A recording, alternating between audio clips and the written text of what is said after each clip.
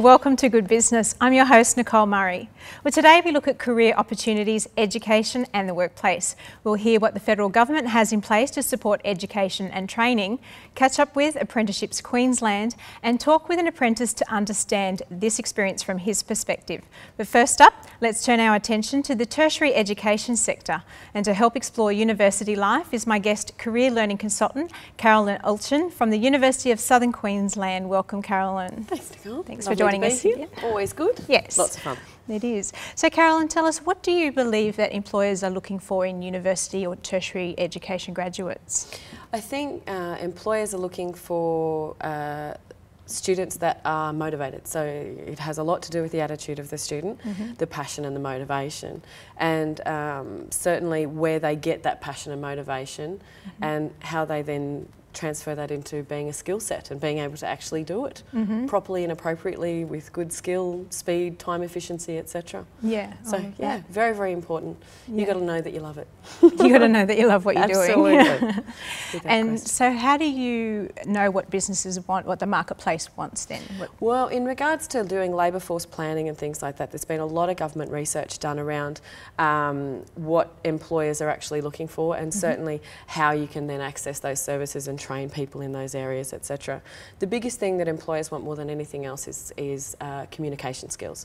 Okay. Soon after that come things like teamwork and motivation and self-management and things like that. So it's more attitude than skills. It is. It's very interesting. Those technical skills are one element of what's expected, but overall it is predominantly to do with attitude and general employability skills. Absolutely. Okay. And so in terms of, say, Year 12 students that are going to go to university or other tertiary education, do you feel that they're ready by that time to make good career choices? Well, I think it depends very much on the individual. I certainly see a lot of prospective students that are looking at possibly choosing university as a pathway, and we obviously have career days and things like that. What we often find is that people are still unsure at that point about what they want to do, and it's okay to be unsure. The concept is having the goal setting and knowing the range of opportunities that are out there. A lot of people choose their career based on, I want to be so a teacher, a doctor, a lawyer, take your pick. But what they don't necessarily realise is that there's thousands, hundreds of thousands of different roles and jobs out there, and sometimes it's about researching to really find and choose what suits you, which is good. And USQ does that through a range of different perspectives in regards to providing the opportunity for students during Year 12 to start studying at university. If they've got a B average, they can go into the Head Start program, which is very interesting. They get their first course for free, and if they pass, they get direct entry, always fun.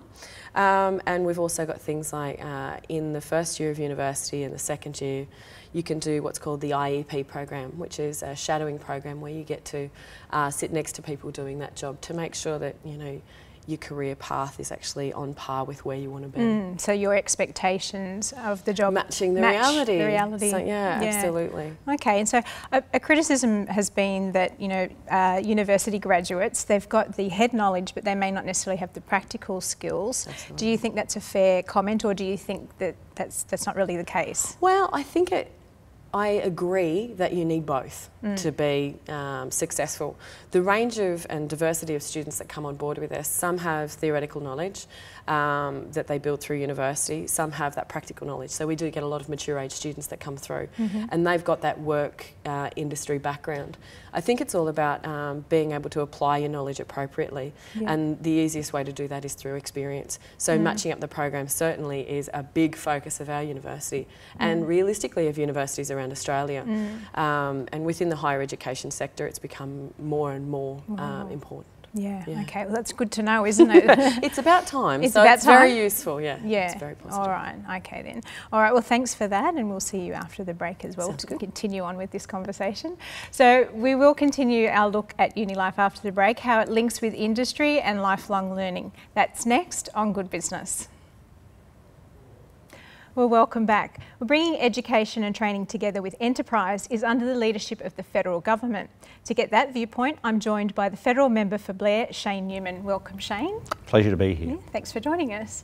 So, Shane, tell us about what the government has in terms of support for businesses and also for students and people training in education.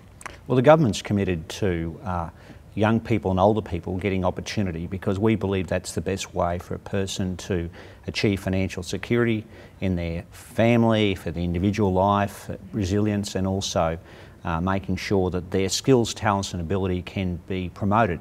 So this federal Labor government has invested massively in terms of the higher education sector, in terms of TAFE and also in terms of universities. So there's about $4.5 billion that we've put in to university infrastructure alone. And University of Southern Queensland is a classic example where $49 million for their new capital infrastructure is being put to the university to build new buildings on its campuses.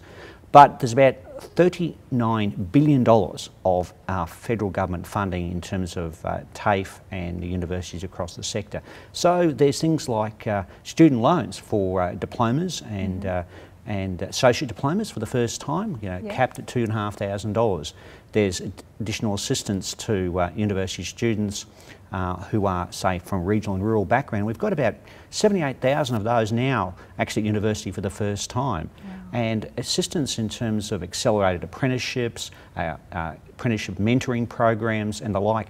One of the great things is seeing an increase in Indigenous people at university. The first universities in Australia was in 1891, but the first person to ever go to university from an Indigenous background was Charles Perkins in 1965. But we've made a big difference in that time. There's a lot more to be done. Okay, and so in terms for business owners, how is that being supported for them? Well, there's things like Oz Industry, who the federal government, we have them state-based across the country, and Paul Flynn's the manager here in Queensland, and they give assistance in terms of help if new ideas there, advice in terms of funding, grants and loans that can come from the federal government. We've seen millions of dollars that, for example, locally here in the Ipswich and West Moreton region, there's an organisation that does environmentally friendly clay targets here in Dinmore, who are getting assistance from the federal government to manufacture. No one does this throughout the world.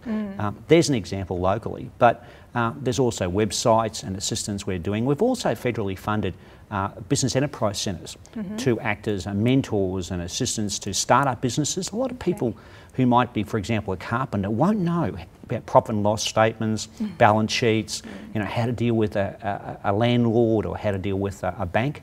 So that sort of assistance through the federal government has been vital, particularly here in Queensland as we've recovered from the cyclones in North Queensland and also the floods in southeast Queensland. Yeah, okay. And so when it comes to business owners and students or employees in terms of training, how do they integrate that? How does the government help in that? Well, we're seeing, for example, things like a national workforce development fund, $700 million on the table, and organisations, civil construction, local government, other businesses, individual as well as collective, can actually apply for that funding.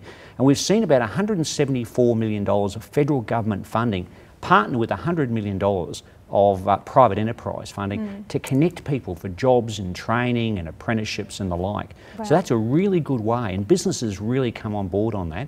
And it's government and business working together to meet the needs, the shortfalls, the opportunities that business needs to actually develop in a global environment that's pretty tough coming after the global financial crisis. It is, isn't it? Yeah, there's so much happening in businesses outsourcing and all that sort of thing, trying to keep it all local and stimulate that economy.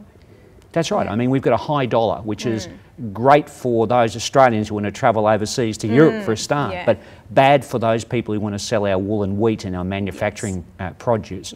So we are providing assistance to the car industry, to manufacturing as well, and we're making sure that we put Australian jobs first. I mean, the mining and other types of sectors are particularly important. We want to help them. Yeah, all right. Well then, thank you so much for sharing that with us, Shane. We really appreciate you being on the show. A pleasure. Okay. All right, well that brings us to the end of the show. My thanks to Carolyn Olchin, Nathan Fogg, Anita Dwyer and Shane Newman. A big thank you for watching. Join us again the same time next week for more of Good Business, and you can see any of the past shows and make your comments at www.goodbusinesstv.com.au. Well, I'm Nicole Murray. Thanks for watching and see you next time on Good Business.